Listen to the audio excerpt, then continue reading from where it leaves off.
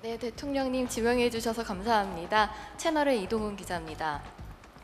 저는 대선 때 공약하셨던 검찰청을 공소청으로 전환하는 문제에 대해서 여쭤보려고 합니다. 지금 여당 일부 강경파 의원들과 당대표 후보들 모두 추석 전에 개혁을 완료해야 된다 이렇게 얘기를 하고 있는데요. 네. 대통령님도 같은 타임라인을 생각하고 계신지 궁금합니다. 그리고 정성호 법무부 장관 후보자를 지명하셨고 또 검찰 출신인 봉국 민정수석을 임명하신 게 또 속도보다는 조금 더 이렇게 부작용 없는 개혁을 추진하시려는 거 아니냐 이런 분석도 나왔는데 여기에 대해서도 여쭤봅니다. 네. 가장 최근에 핫하기도 하고 제가 답변드리기가 조금 곤란하기도 하고 예민한 질문을 해주셨습니다. 네.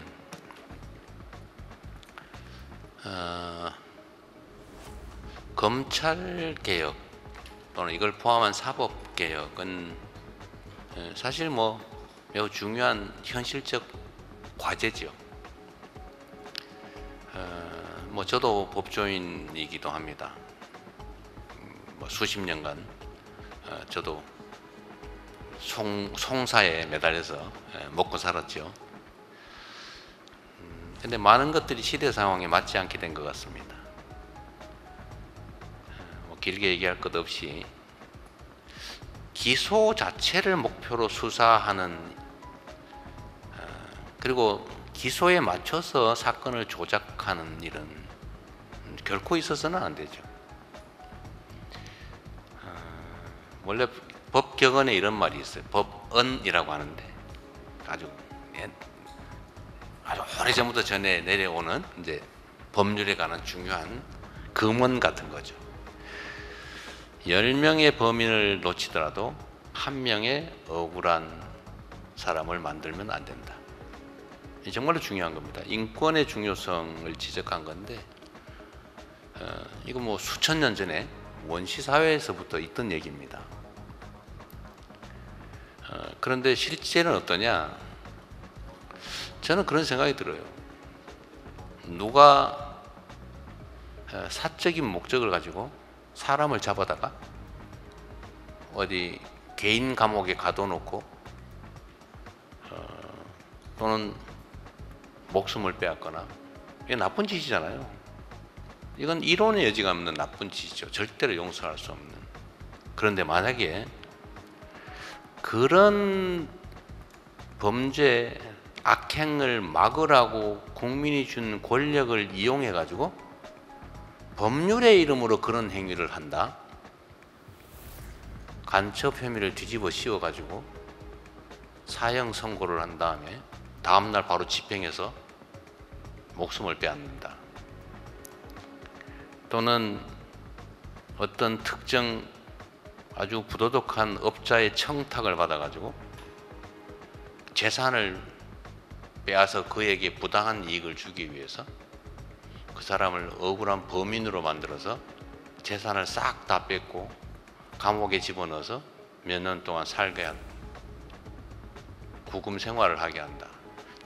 어떤 게 더 나쁩니까? 권력의 힘으로 그러는 게 더 나쁜 거죠.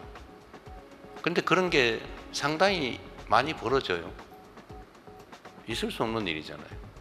이건 원시국가죠. 불행하게도 그게 우리 현실에 존재합니다. 그러지 않게 만드는 게 중요하죠. 사법 권력은 국가의 법 질서를 유지하는 최고 보루입니다. 우리 모든 국민들은 마지막에 그렇게 얘기하죠. 막 싸우다가 법대로 합시다. 이게 마지막 믿음이에요. 최후 보루죠. 그런데 그 법이 가진 사람 또는 특정한 목적에 의해서 악용이 되면 우리 국민들은 대체 어디에 기대겠습니까? 주먹을 쓸 수도 없고 친구한테 의존할 수도 없고 그러면 이 사회가 무너지죠. 그래서 사법개혁은 중요한 과제입니다. 범위를 좁혀서 검찰개혁 얘기를 해본다면 기소를 위해서 수사하는 이 나쁜 사례가 우리가 그 문제를 해결하기 위해서 논의하는 이 긴 시간 동안 더 악화됐어요. 더 심해졌고 더 나빠졌습니다. 우리 모두가 체감하고 있죠. 그래서 지금은 검사에게서 이제 여기서 말하는 검사는 기소하는 검사를 말하는 겁니다. 기소하는 검사에게서 수사권을 뭐 빼앗는다면 좀 그렇고 수사권을 분리해야 된다라는 점에 대해서는 우리 국민들께서 전에는 문재인 정부 때만 해도 그거 왜 뺏어? 그거 안 되지라는 반론 여론이 꽤 있었던 것 같은데 지금은 별로 많지 않은 것 같아요. 지금은 그 후에 개혁의 필요성이 더 커진 거죠. 일종의 그건 저는 자업자득이다 이렇게 생각합니다. 수사권과 기소권을 분리한다. 동일한 주체가 수사권과 기소권을 동시에 가지면 안 된다라는 점에 대해서 이견이 없는 것 같습니다. 그러면 이제 기소와 공소유지를 담당하는 것은 검사가 해야 되는 건 또 당연하죠. 그걸 딴 데 맡길 수는 없죠. 그러면 수사를 그러면 누구한테 맡길 거냐? 뭐 떼야 되는 거는 이제 이론의 여지가 없는데 뭐 그 점도 그럼 경찰에 맡길 거냐? 뭐 경찰이 다 감당할 수 있냐? 경찰의 비대화는 어떻게 해결할 거냐? 또 그 논쟁이 있죠. 그럼 경찰의 비대화 문제는 또 사실 지금 얘기 안 하고 있지만 그 부작용이 생길 수 있거든요. 권력은 집중되면 남용되니까. 그래서 어쨌든 분리하고 견제시켜야 되는데 경찰의 권력 집중 문제는 이제 자치경찰 제도와 또 관련이 있습니다. 근데 그건 지금 여유가 있으니까 좀 나중에 미루더라도 수사권과 기소권을 분리한다라는 점은 이견이 없습니다. 그러니까 우리 이동훈 반장님이신가요? 네, 이동훈 반장께서도 왜 하냐 또는 하느냐 마느냐를 묻는 게 아니라 언제 하냐를 묻는 거죠. 추석 전에 하자라고 지금 당대표 후보들부터 열심히 말씀하시는 것 같습니다. 제도 자체를 그때까지 어릴게를 만드는 건 가능할 수도 있을 것 같아요. 또 국회에서 하면 저야 뭐 어떻게 할 수 없잖아요. 국회가 뭐 제가 마음대로 할 수 있는 것도 아니니까. 그런데 완벽한 제도가 정착되기까지는 한참 걸리겠죠. 그러나 중요한 거는 뭐 그때까지 정리할 수는 있겠죠. 국회가 결단하기 나름이다 말씀을 드립니다. 저는 뭐 협의는 하되 국회를 존중해야 되겠죠. 다만 이 과정에 이제 이 검찰 인사 문제가 사실은 걸려 있어요. 법무부 장관, 민정수석, 뭐 법무장관 임명되기 전까지 법무장관의 권한을 대행할 법무차관, 그리고 실제 현장에서 검찰 사무를 지휘할 주요 뭐 검사장들, 이 문제는 또 남아 있죠. 이게 속도하고 관계가 있냐는 질문에 대해서는 제가 관계가 있는 것 같기도 하고 없는 것 같기도 하고 그 생각은 안 해봤어요. 근데 관계가 조금 있어 보입니다. 근데 제가 자주 말씀드린 것처럼 검찰 개혁은 국회가 하는 겁니다. 이 제도를 바꾸는 거기 때문에 뭐 정부 내에서, 근데 검찰도 정부의 일원이니까요. 정부 안에서 서로 타협해 가지고 정할 문제가 아니고 국회가 입법적 결단을 할 사안이기 때문에 우리 정부에서 할 일은 그로 인한 갈등, 부작용 이런 걸 최소화하는 게 필요하죠. 좀 원만하게 또 신속하게 될 수 있도록 하는 거.